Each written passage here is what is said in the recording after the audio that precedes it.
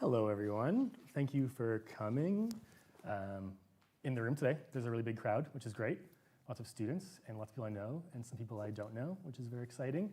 I am Patrick Nickleson. I'm an assistant professor here in musicology in the Department of Music. And this is our regular monthly or so colloquium series, Questions About Music, where we invite amazing colleagues and artists and scholars to come and kind of have a pretty informal conversation. So a little different than many other colloquium series, but it's been going great so far. And so we like it this way. We're gonna have maybe half an hour, 40 minutes of conversation between my guests, Monique Giroux, Dr. Monique Giroux and I, and then we'll save lots of time for Q&A. Dr. Monique Giroux is a Canada Research Chair in Métis music at the University of Lethbridge, someone who I have not, we discussed today, really personally met, despite having been in the same room dozens of times over the last 15 years in academia in Canada. And so I was really excited when her book, Métis Music, came out last year, that we had the chance to invite her as kind of a colleague and a fellow scholar in the province and a neighbor in the province and someone who just wrote a really great book.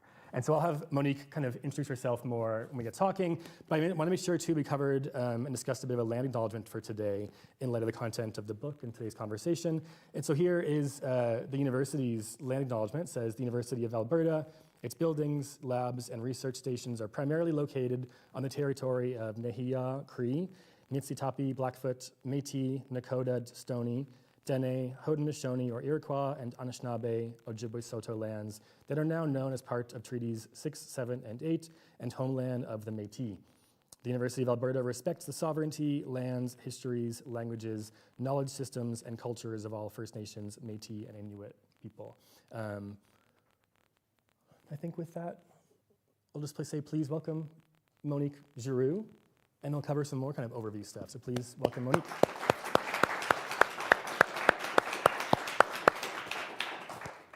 I gave your 5-second introduction there. Can you give us more on who you are? Who are you? Who are you now? And where did you come from? Starting with the tough questions. Yeah, right into it. Yeah. Yeah. So I am at the University of Lethbridge. I've been there for about 8 years now. But I am a prairie girl. I grew up in Manitoba. I grew up in Manitoba, where I grew up fiddling and playing the violin, which eventually led to this research.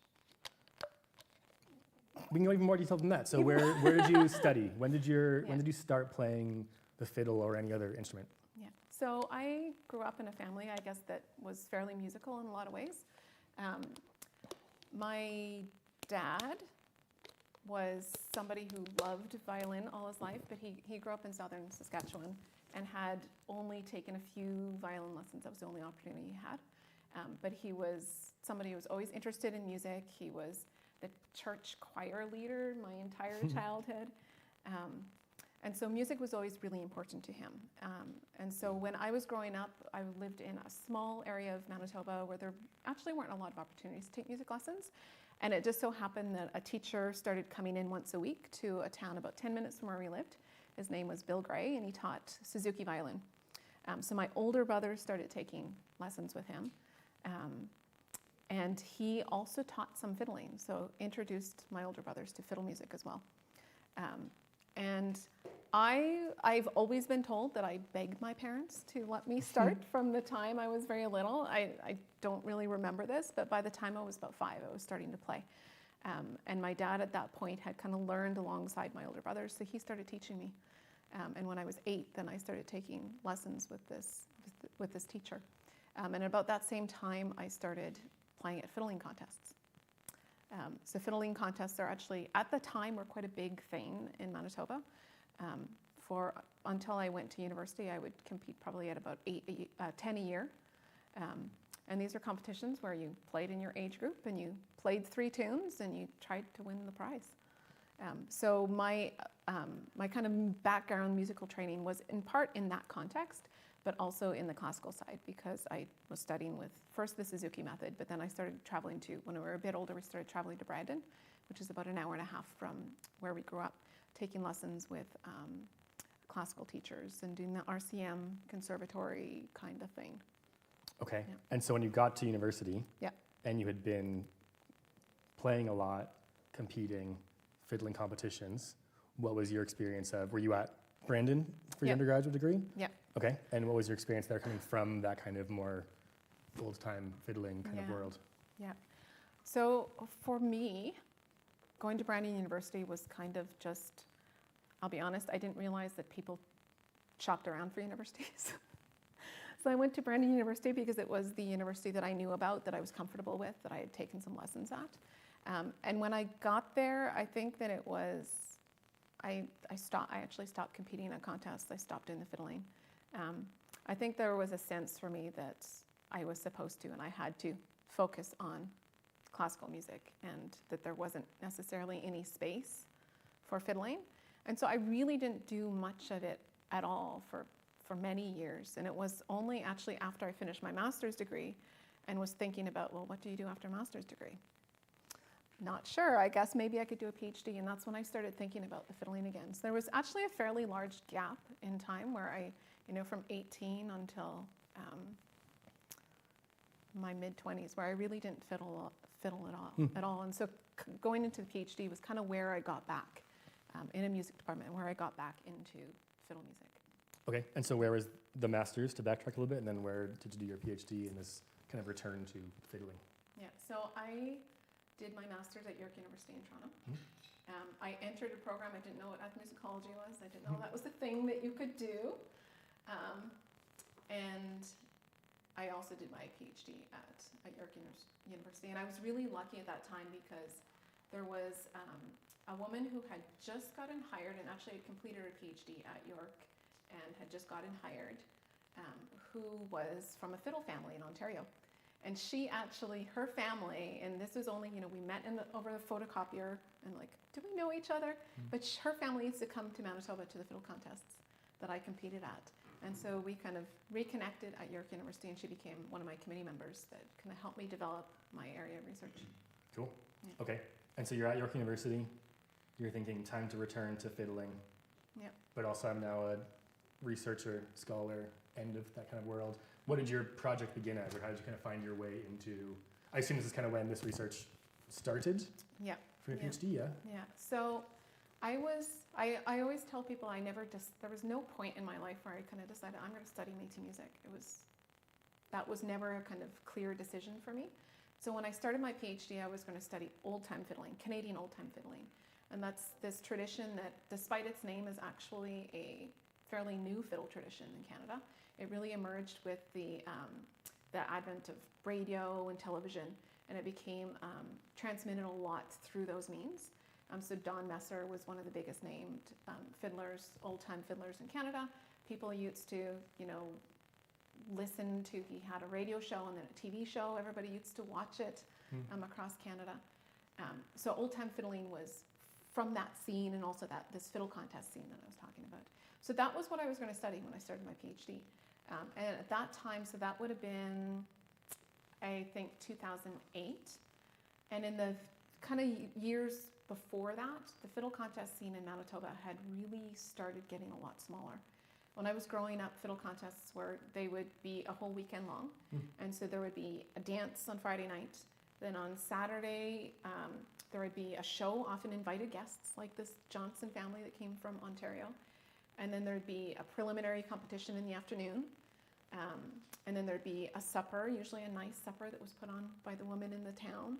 And then there would be the finals, and then there would be a dance on the Saturday. And then the same thing would happen on Sunday. And in those spaces in between, there'd often be like jam sessions and those kinds of things. So they were quite a big thing. And as I said before, there was probably about 10 that we would regularly go to just in southern Manitoba, kind of within an hour and a half of where we lived. So when I was starting my PhD, many of those contests could no longer run really anymore. They couldn't run them as 3-day events because there weren't enough people coming up to the dances. And so when I started that research, it was really from the perspective of, I felt that this was something that was going to disappear. And it was something that meant a lot to me because it was a really important part of what I did growing up. So I did those contests, but we also had a family band. Great. Yes. Tell us As more. you know, you do. You have family bands. It was my family. We all played the fiddle because we weren't that creative. You're a fiddle family too. We were a fiddle family. Okay, cool. So I had 2 older brothers who both played and a younger brother who played. And then we were close friends with another family who happened to have 7 children. And they filled in all the other instruments that you might need for a band. So we had drums, bass, guitar, keyboard. Sometimes people sang, and we played at a lot of old-time dances. So this was really, an important part of my life growing up. And so at that time, in 2008, it actually, the idea to do this research actually didn't even come from me, I have to admit. So I don't think I made any decisions about what I want to research. It's all kind of fallen into my lap. But it was actually my partner who came from a fairly different music background than me, had done the RCM exams, but grew up in Ontario, had never heard of old-time contests or anything around old-time fiddling. And we were just chatting about it one day, and he was like, why don't you do work on this? It's something that just seemed like, I had a fair bit of knowledge about it already. So kind of that, along with this feeling that it was not going to be around for too much longer, is really what prompted me to start doing that work. And so that's what I got into the PhD program on. The idea I was going to study old-time music. And actually, I would add to that too, growing up, my sense of what old-time fiddling was there were a lot of narratives around it being like the most Canadian thing you could possibly do, other than maybe hockey. If you weren't a hockey player, old-time fiddling. There was really this idea of it being a really Canadian thing. And of course, it was also kind of positioned as a white Canadian thing to do. So that's what I applied to get in and study. And that didn't last too long. Okay. I have like 9 things from all that I want to go back to, but I also don't want to break the thread of things. It's okay, we can pick up. We'll try to come back to family bands. I'm curious about how these fiddle weekend worked, but let's continue with this. So you are PhD program, you enter it thinking, I'm going to study this kind of idea of prairie, old-time fiddling competitions as kind of part of a Canadian national identity. Yep. And then at what point in your PhD work did that become something else, or how did that happen? Yeah. I think that there were 2 things that happened. And one was,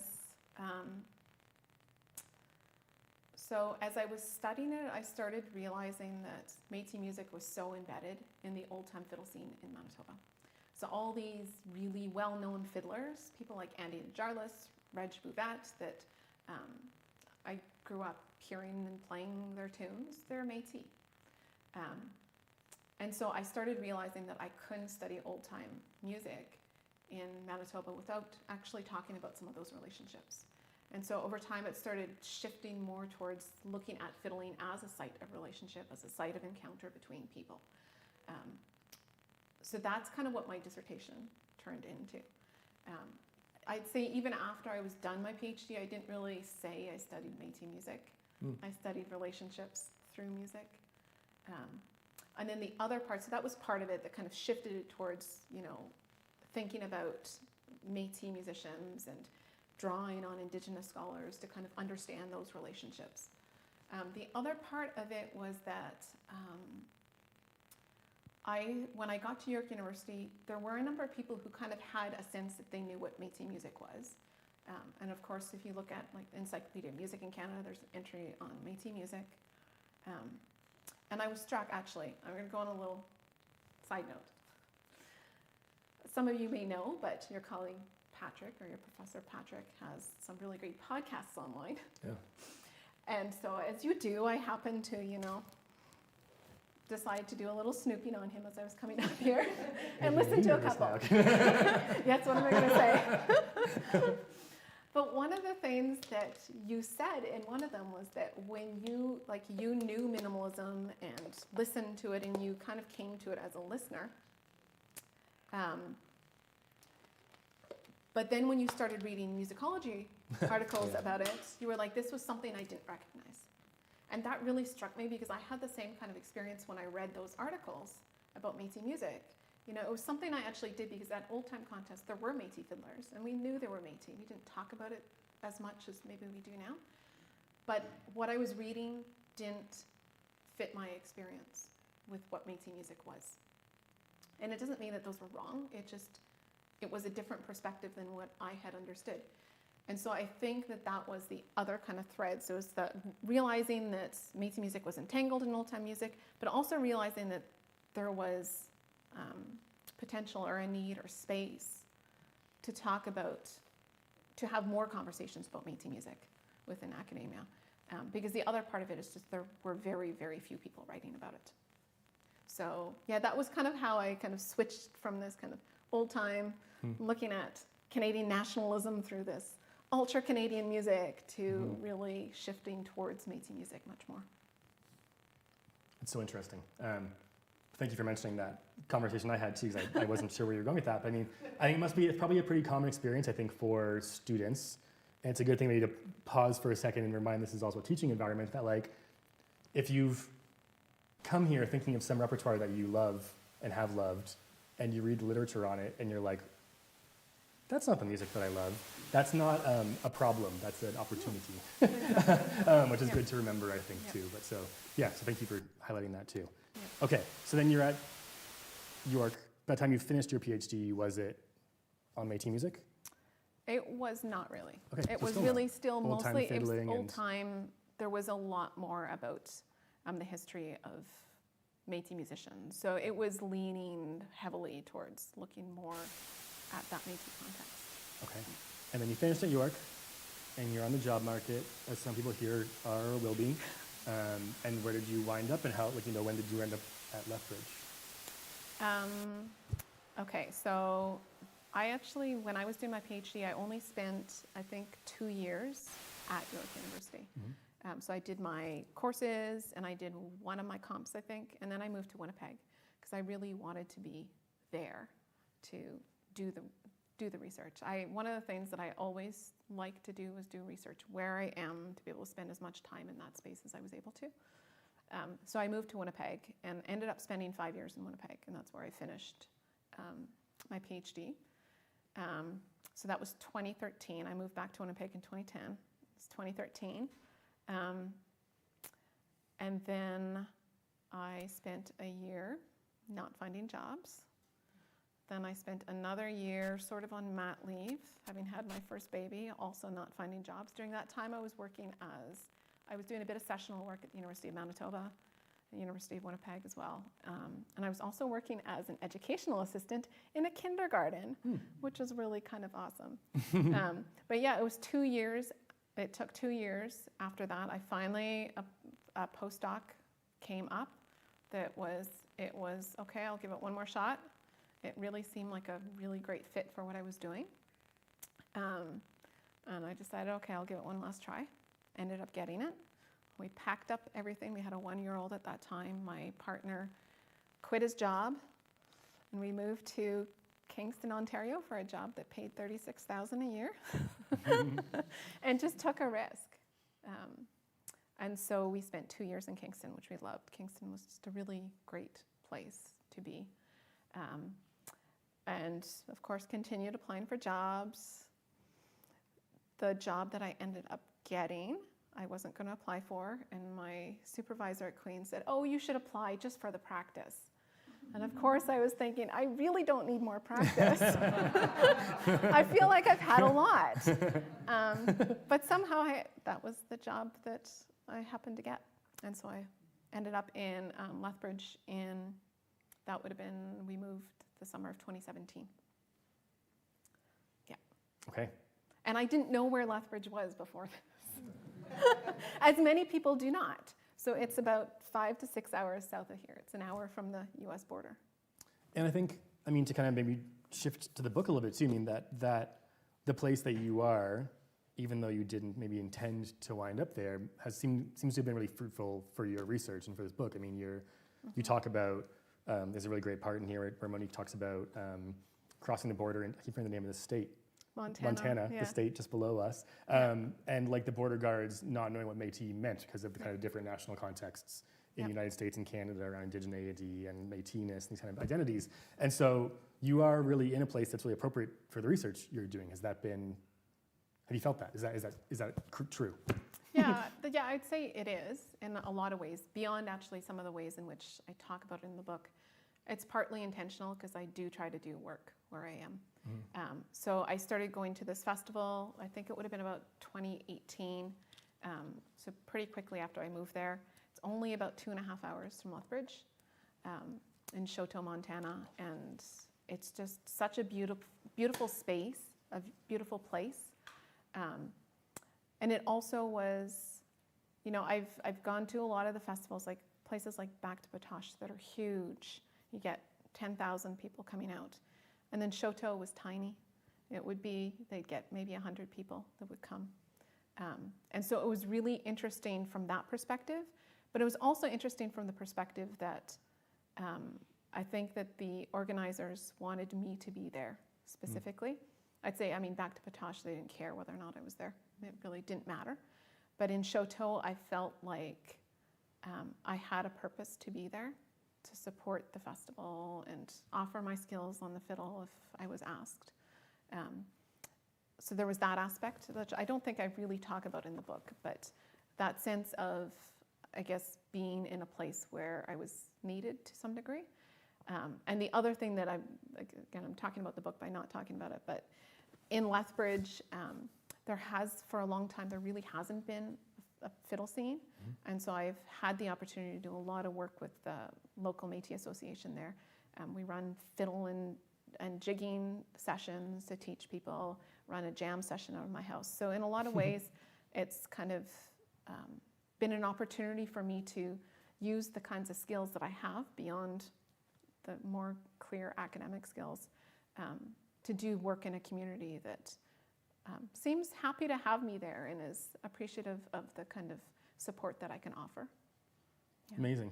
Yeah, I love, I mean, that portion of the book where you're talking about kind of the national context and kind of the, I think in light of, you know, Donald Trump's commentary, and it's hard to talk about the border as kind of, you know, a fictional line. But that sense that the Métis community that is down there has felt quite distinct from many Métis communities up here. And so the kind of chance that your research provides to be reminded of something, I mean, I'm sure they've not forgotten without you, but that it's hard in the United States, it seems, for that community because their nation doesn't recognize the identity at all. Is that right? Yeah, I mean, there isn't the kind of, you know, I think that everybody in Canada kind of repeats the First Nations, Inuit, Métis kind of thing. There just isn't that distinction in the United States. I don't think it's all necessarily a bad thing. One of the things that happens in Canada is that division becomes, between Métis and First Nations, becomes reified, I guess, as if it is always a division that is always and has always been there. And historically, a lot of communities actually did have a lot of connections. And if you look at fiddling, like, you know, you have Métis events and you'll have a dance troupe and half the dancers are from a First Nation, the other half would identify as Métis, right? So in the United States, it's that if you are Indigenous, you are American Indian, and like that's the category that you go by. So that difference is quite clear and quite stark, but it has also meant sometimes that those connections with northern kin have kind of broken a little bit, especially, you know, as the border, even like in 2001 when the border became a lot more difficult to cross. A lot of older people didn't have passports and they just actually stopped visiting, because I know a lot of people that I spoke with in Montana, like they used to come up to Batoche. And then as that border became more and more difficult to cross, they stopped, right? And so then you end up separating a nation, right? Yeah, you kind of just mentioned one of your sort of subtitle key terms. So the book's called Métis Music, Stories of Recognition and Resurgence. Has a very beautiful cover by, who's the artist? Lisa Shepherd. Yes, beautiful bead worker. You can check out her work. She does some really gorgeous work. So. Sorry, cut you off. So recognition and resurgence, can you kind of go into what those terms mean in your book? Yeah. Maybe get into some of the actual, we've learned lots about you, fascinating. What's kind of the more argumentative angle of your work here in this project? Yeah. So when I was starting, so as I said, this sort of started in my PhD, but as I was, you know, this is not my dissertation. It is quite different from my dissertation, but some of the kind of sparks for it really did come from the work that I was doing as a PhD student. And one of them that I mention in this book is really how at that time, like around the 2010s, the early 2000s and 2010s, the ways in which Métis people were recognized was really shifting. We saw this really big shift in recognition. And I tell the story fairly early on of being at a festival in St. Boniface, which is Winnipeg's French and Métis quarter, and it was at Festival Voyageur, which is an annual festival. And at the opening ceremonies, one of the kind of big takeaways from it was that essentially the spirit of the Métis lives in every Manitoban, right? This kind of claiming of Métis-ness as something that was really Manitoban. And that really struck me, especially having kind of gone through and understood 150 years of erasure of Métis people. And so recognition became looking at and tracing how that recognition has shifted from the late 1800s until now became a really important part of the book. And so one of the things that we know from Indigenous scholars is that recognition isn't, it's a complicated idea. One of the problems is that it rests on the foundation of the idea that in order for Indigenous nations to flourish, they have to be recognized by the settler state. Right? These are one of the kind of, who's recognizing and what are the limits of that recognition. But the flip side, so a lot of that work comes from Glenn Coulthard's work, of course, but the other part of it, and I was really, I was reading Chris Anderson's book, who's here at U of A, of course, and one of the things he points out is that recognition also comes with symbolic and material resources, and that sometimes it is necessary in order to be able to turn away from the state, right? So that became a really kind of important theme for me in the book, to kind of explore the ways in which recognition, I guess, has become necessary to do the work of resurgence in many ways.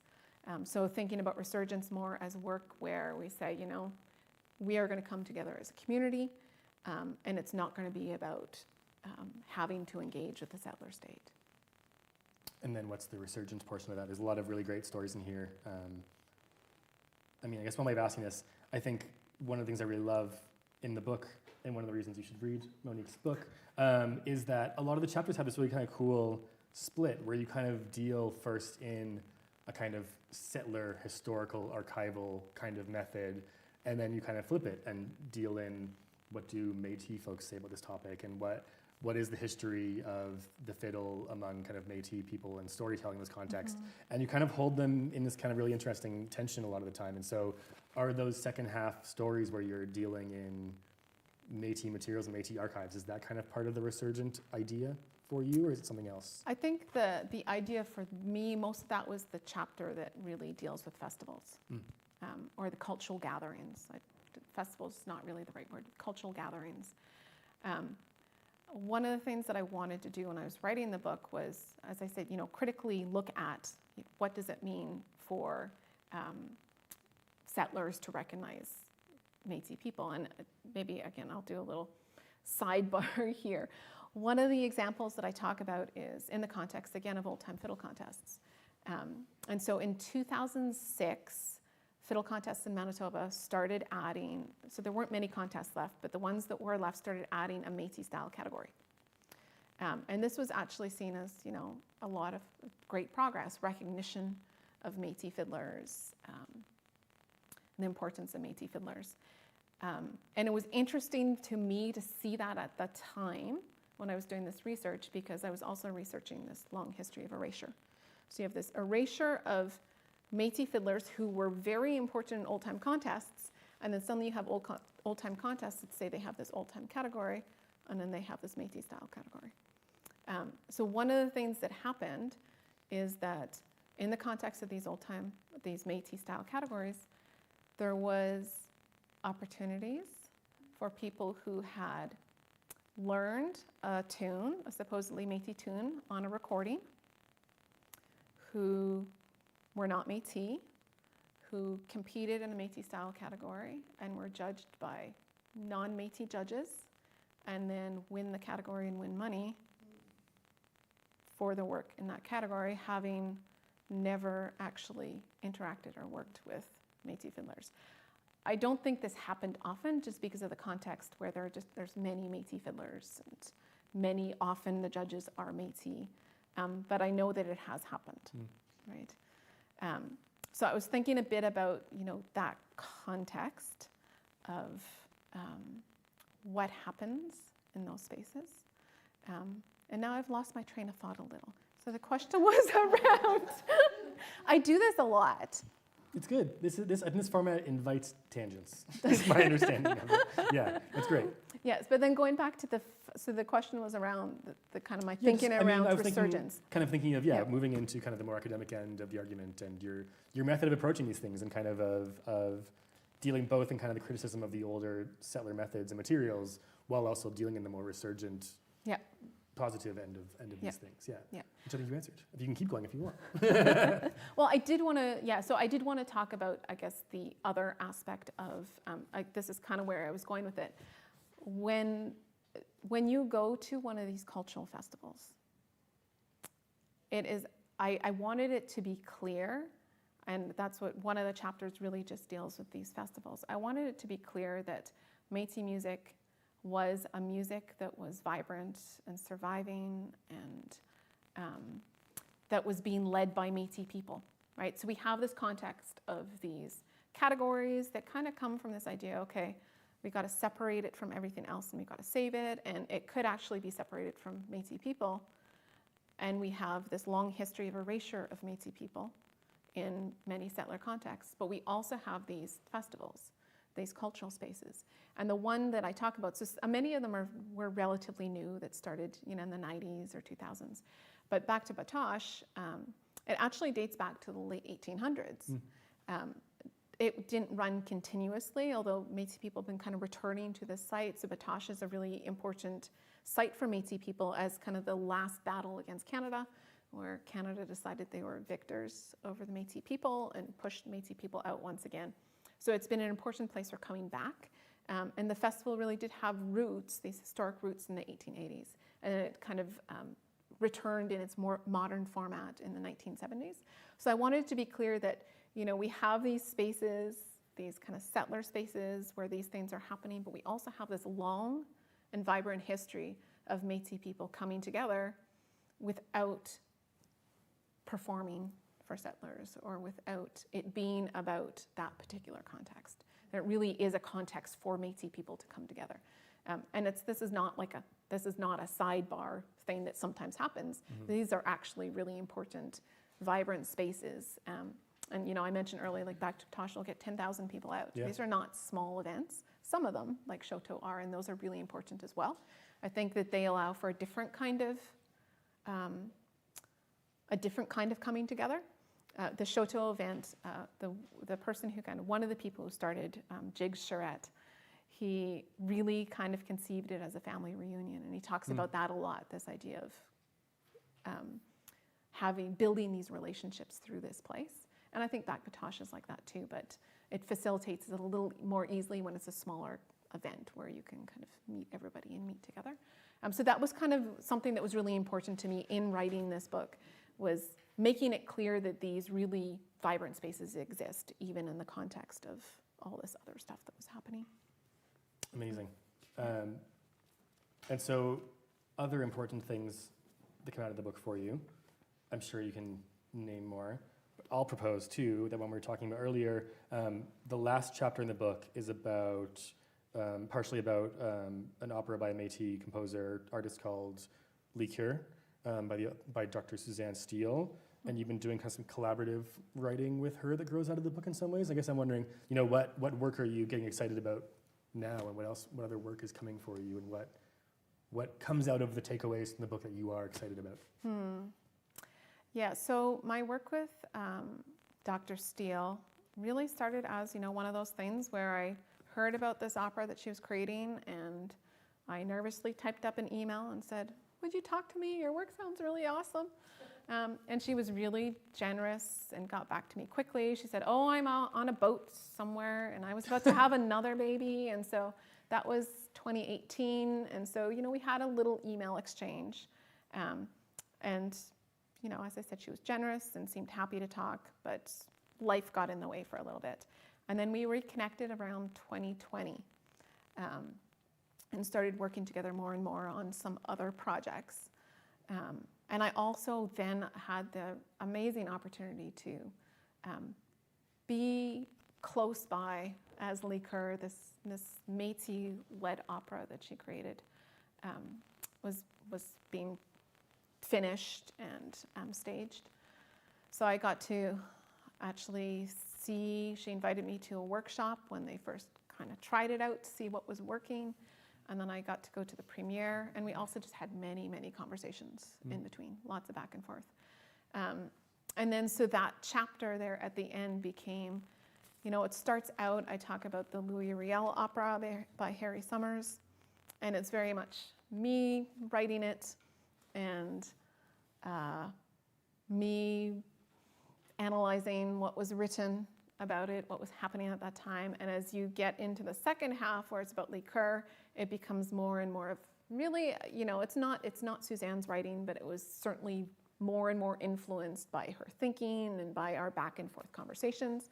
And then at the end, she actually asked if she could include kind of a statement about her experience with the opera. So by the end, it really is, there's a lot of her voice in it. So I think that chapter sort of for me was interesting because I think it kind of charted a path from what I kind of expected from myself as an academic. You do this work on your own and you do your thing, to work that was much more collaborative and that was really in its form embedded the relationships that have become so important to me as I do this research. So the book came out at the end of 2024, and because of the way in which book production happens, of course, it takes a long time. I mean, I think that it was done, I think I was done in like January 2023, and then it went out for peer review, and then I did the changes, and then it was like to the publisher in its pretty much final stage, January 2024. So there was all that time in the meantime where I was working with Suzanne. And we wrote actually very much with Dr. Michelle Porter, a very collaborative article that kind of looks at the Red River Jig as methodology. So despite this, that article came out in spring 2024, but I kind of in some ways see it as almost an extension of some of the work that I was doing in this book, in that it really kind of embeds the idea of relationship in the writing practice. So I think that that's one of the things that I'm hoping to do more of, but it also is really collaborative writing. Collaborative writing, yeah, and more collaborative projects. I think that a lot of this is changing in ethnomusicology and musicology, that we do a lot more collaborative work, but it's certainly not the kind of, like, I didn't get that in my training, this idea that was expected, or that that was a desirable or the most desirable way to go about it. I think there's a lot of people doing this kind of work and see the benefits to doing really collaborative work and collaborative writing.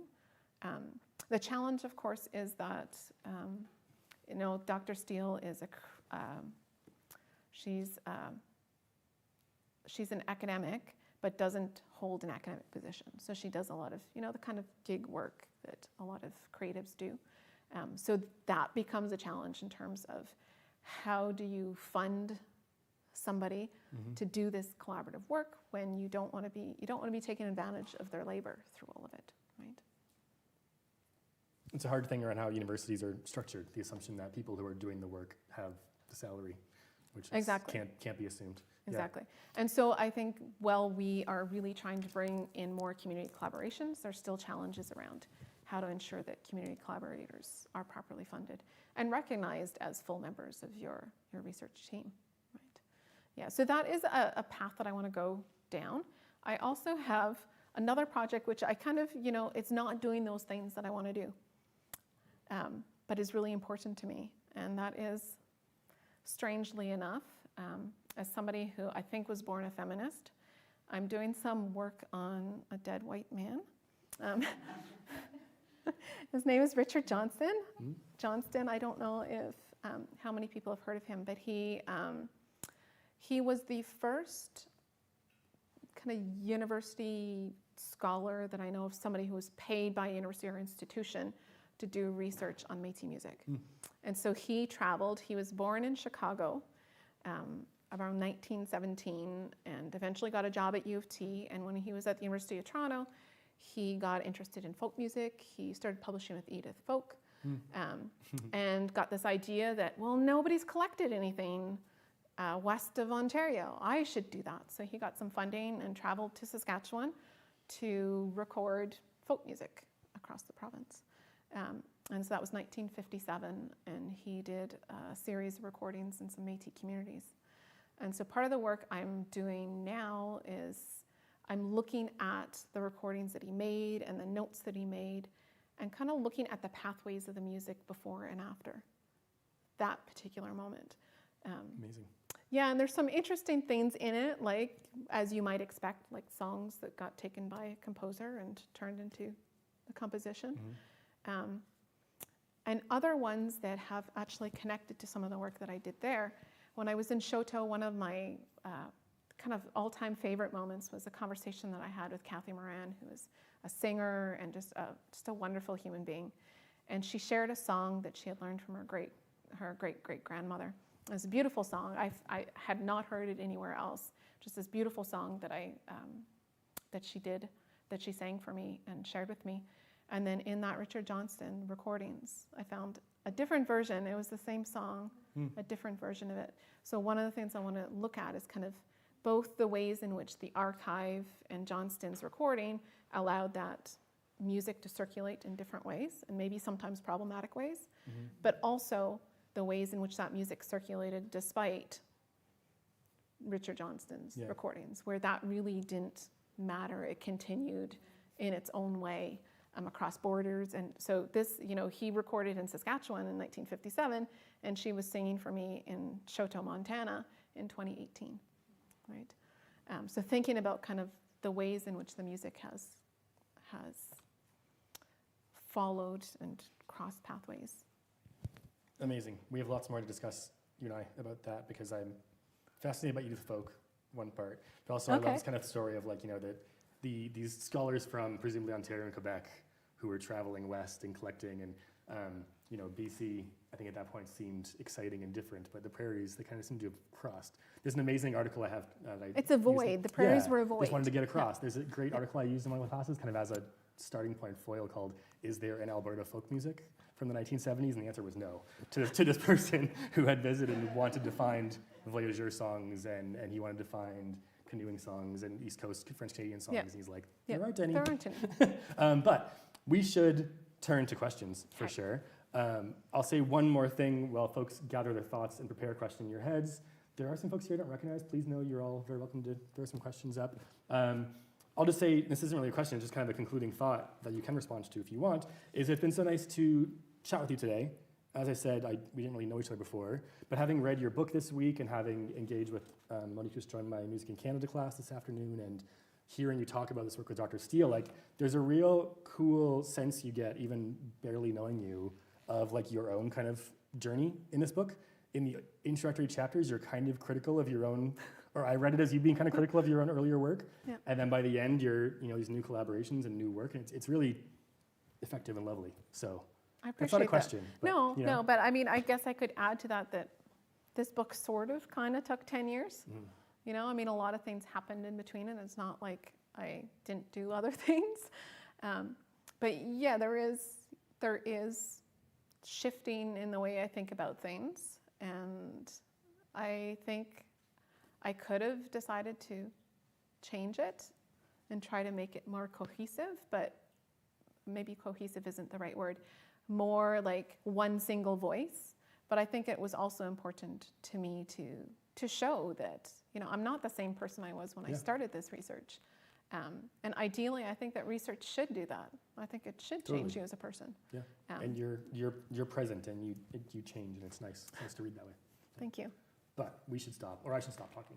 Any questions from the audience, please? Louise, is your hand? Yeah, great. Louise? In terms of what you were talking about with the different projects that you're kind of looking towards now, I kind of want to focus more on the first point that you had about making sure that the people that you're collaborating with, regardless of whether or not they're attached to an institution, are properly compensated and properly credited for their work.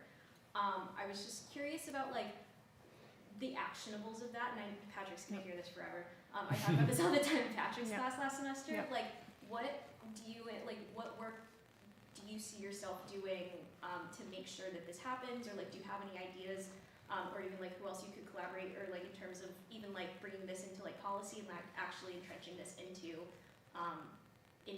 actual like policy and government, or just in general to create a thriving music ecosystem in the research that you're doing? Mm-hmm. Great question. I think one of the problems is in fact SHRC, so the kind of general funding that we get often as academics. So one of the avenues that we are pursuing are artistic and creative spaces, like the Alberta funding for the arts. So finding those other kinds of opportunities where you can actually pay the people who apply for them, where you can actually fund them. That's one thing. So looking at different spaces. SHRC has actually, though, changed a little bit. And I think I can say this. I think I can share this. You're on hope. camera. I know, I am on camera. Dr. Steele has been a very big advocate for ensuring that SHRC gets better in terms of recognizing what is going to ensure that Indigenous community members are paid and credited for their work. So I have noticed recently that there do seem to be some changes happening. So I think that's actually one thing, is really advocating for these changes to SHRC. I think that they have listened, and I know she's had some conversations with people there. So I think that that's another thing that we can do. The other big thing is like hiring. You know, we need to think differently in a lot of ways around hiring. I know that at a lot of universities they will hire an Indigenous community member to teach like a language class or something like that, and it's very like sessional, bit by bit. But advocating for actually hiring people with full-time, proper positions so that they can actually do that work as part of their job, right?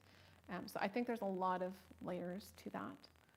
So thinking about other sources of funding, advocating in the context of those funding sources that we typically get, thinking about hiring processes as well. Yeah. Thank you. Other questions for Dr. Giroux?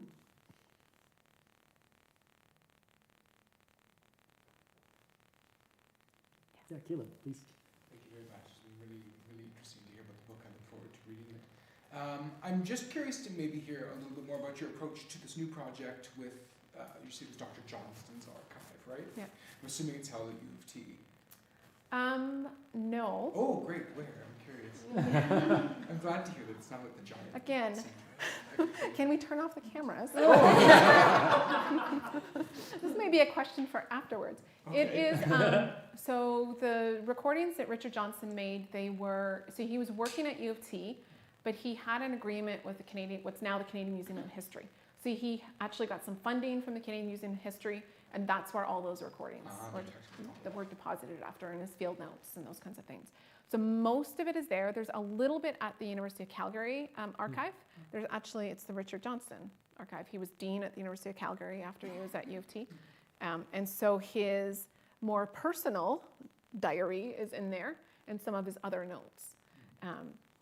Now at the museum, when I started this work, it was all on reel-to-reels or something. I didn't get to see what they were actually on, but they've now all been digitized.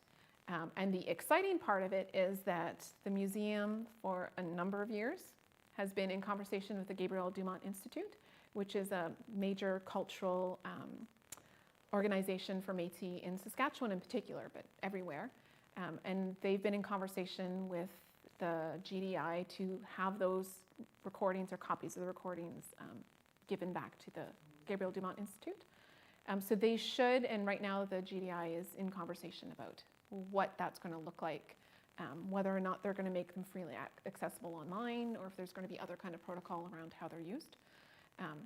So that's kind of where they're sitting. And that was the question about where they're. So yeah. That's great. I'm glad they're not at the giant Death Star in central southern Ontario, as it were. Yeah. But with that, you brought up the protocol as far as using these archives. Yeah. And I'm just curious to hear maybe a little bit about your approach and relationship to an archive of Yeah. this music. It was really interesting to hear about your connection to the song that popped up in the middle of this archive, and how exciting that is for a historian and somebody writing about it. Yeah. But also going, oh, I heard about this from a person, where it's embodied and connected to family and kinship and all of these things. Yeah. And now I'm running across it in effectively a museum that's hidden away somewhere. And so yeah, just curious to hear maybe chat a little bit more about your relationship to that tension that just comes up with archives in general. Yeah, exactly. Yeah, I have wanted to, one of the things that I've wanted to do is be able to have a lot more conversations with descendants of the people on those recordings. And I have met, actually there's a really great fiddler on some of them, and I've had the opportunity to meet 2 of his daughters who remember when Richard Johnston came to their kitchen and made these recordings, which was really, really interesting. But right now, because of the kind of permissions thing and everything being a little bit up in the air, I haven't been able to do that kind of work. But one of the things, you know, I think about like with this recording from Montana is that this is somebody who, you know, I still talk to regularly enough, right? It's somebody that I have an ongoing relationship with. And so that's one of the things, is making sure that I don't see them just as, like, I really dislike the word data. And it is because, you know, I thought about this a lot. I went to a digital humanities institute a while ago and did a course, and it was all about data, and I was just like, why am I so uncomfortable with this idea? And I think it's because data really seems to separate it from those relationships, right? So I think that I really work hard to make sure that I always understand that this is not just an object, it is those relationships, and work to try and make sure that I actually have those relationships with people that I can. Obviously, when they're from 1957, I don't think anybody on the recordings is still with us, but with children and grandchildren. The other thing about these recordings is that, unlike a lot of the First Nations recordings that are in archives, this is music that was understood as social music. And for the most part, in the many, many conversations that I've had with people, and even if you look at like the Gabriel Dumont Institute's tendency in general policy is to make things freely available, because they aren't necessarily understood as music that can only be used in certain places by certain people. I sometimes, it doesn't mean that doesn't mean it just can be opened up to anybody using it. So I still want to make sure that any of the work that I do really does maintain those relationships, and that I place those relationships as central to the work, even when working with archives, right? So I don't know if that answers your question, but it's a really important question to think about. And part of the work that I actually want to do is that in the writing, those relationships actually become central to what it is that I'm writing about, rather than the object or the recording being at the center. We have a little more time still. Which one of you wants to go? Julia had her hand up higher. Thank you so much. I was really fascinated when you were talking about those cultural gatherings and the moment in which the category Métis became a category of composition. And I think I sense from you that kind of like it's not just all good news. There's possibly also harm down there. So I was wondering if you could elaborate a little bit more about your relationship with the category Métis, like especially given the difference between Canada and the US. Do you lean towards thinking that all in all that that recognition does much more positive work, or I mean the vibe that I got from you is that just calling it Métis is not the end of the work; it's probably the beginning of it. But I was hoping to hear more. Yeah, you're absolutely right. There is a little bit. Question? Yes. Sorry. And now you're going to get a really long answer. I think that, yes, overall it's really important. It's important that we acknowledge that Métis people are a nation, are a people. I think that's really important. So overall, yes, I absolutely lean towards that should happen everywhere, right? And the fact that people in the United States are, more often actually the term that is used in the United States is michif, right? So the fact that more and more people are reclaiming that and using that term, I think, points to it is really important to them as well. My kind of, I guess, caution around it has to do with just how sometimes those boundaries get hardened, right? There are many people, and a lot of this has to do with policy. If you are part of a Métis organization and you have your Métis card, well, then you can't be First Nations. When the reality is some people, of course, are both. And historically as well, right? Some families actually kind of got separated into your Métis, your First Nations, based on assumptions that were made about the way they were dressing and all these kinds of things. So I think it's just a recognition that, yes, the term, it's important to use the term Métis and to recognize that Métis people are a people, but not to take it to the point where we understand them as always separate from First Nations. My turn? My question is about the fiddle. So I'm wondering how often in your research engagements with Métis people did you bring your fiddle along just in case? Were you asked to play? If you were, I have a whole raft of questions. But you can choose whichever you want. If you were, how did that change your playing style? And either in repertoire or technique. And then I have one more kind of added question, which is, I'm wondering if the familial element of the fiddling was recognized as well in those research contexts. I know you have 2 kiddos. I don't know if they fiddle or not. You were taught in a family context. Did your family have a position in your fieldwork? And if so, was it recognized? So I have a couple questions. Okay. You can choose whichever you want. Yes, and now I've forgotten the first one. So I have a very, very short attention span. First one was about fiddling and stuff that you learned. Yeah, so it really depended on the particular festival. Like back to Patoche, no, I didn't bring my fiddle. So many fiddlers there. At Choteau, I was asked to bring my fiddle, and I did a lot of fiddling. And I will say, I started out an undergrad in violin performance, and there was a reason I got out of it. I don't love being in that position where I have to do it. And so you ask, about changing technique or style. Not necessarily, but maybe my attitude has shifted. Because, there's somebody that I quote in the book who writes about his own experience playing the fiddle. It was in the mid-1800s. And he frames it around the idea that once people found out he played the fiddle, he had a responsibility to do it. So I started actually thinking about it, well, if this is an event that needs me to provide some of this, I have that responsibility.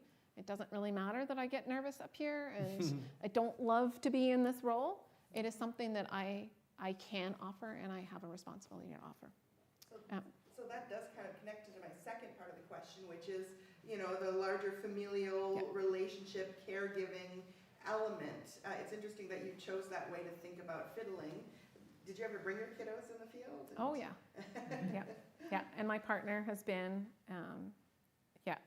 And my kids have been, I have this Richard Johnston stuff that I'm interested in, but the other part that I'm also interested in, and maybe I shouldn't say this on camera because I'm only just starting, but I will say this to invite collaboration. I'm actually really interested in intergenerational places for learning, teaching and learning. And I think as ethnomusicologists, that's no big surprise, but we don't actually talk about it that much, right? What those spaces look like, how it happens. And so my kids all do play fiddle. One of them seems like she might actually want to be a fiddler. The other 2, they'll play to make me happy. And my kind of point of view of it is that I want them to play well enough so they can come home at Christmas and play the fiddle with me, right? So I'm really interested in those spaces because, my oldest, she's been playing I think that probably she doesn't remember not having fiddles around. And in a lot of ways, I don't teach her. She just, by the time it's like, okay, you want to learn that tune, she can kind of know it already, right? So how much learning just happens in that way is so important. And I think we don't do a lot of that anymore because we're set up in such ways that that's not how you learn music anymore. So I am really interested in those spaces. And I've been thinking them in particular, this is the kind of angle I've been thinking about, and you use the term care, but how those spaces and that context can function as a way to care for these traditions, right? Because I think that that's really important, that we don't just see them. These aren't just tunes. This is something that we have to take care of. It doesn't mean that we have to pass it down in the exact same ways it's always been, but it does mean that it actually takes that attention and thinking about how it gets passed on. Yeah. Thank you. Yeah. I'd say it's an amazing ending thing to say. So please join me in welcoming Monique Giroux. Thank you all. I really hope you still have more questions, but I think you should get a soda or a glass of wine and talk to Monique. And I do have some books, if anybody's interested, discounted. So come and talk to me There if you you go. want one. Yeah. Yeah. Thank you, Monique. Thank you so Yeah. much, Patrick.